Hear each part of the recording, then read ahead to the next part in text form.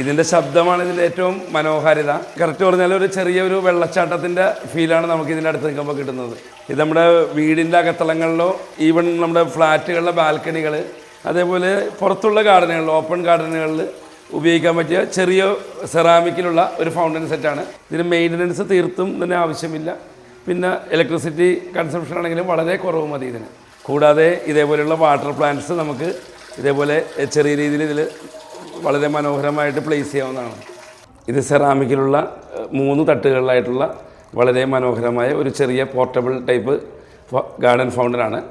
ഇത് നേരത്തേതിൽ കുറച്ചും കൂടി ശബ്ദം കുറവാണ്. ഇതിൽ ചെറിയ വാട്ടർ പ്ലാന്റ്സ് കൂടാതെ നമുക്ക് വേണമെങ്കിൽ ഗപ്പി, താഴത്തെ തട്ടിൽ ഗപ്പി ഇട്ട് കഴിഞ്ഞാൽ വളരെ മനോഹരമായിരിക്കും.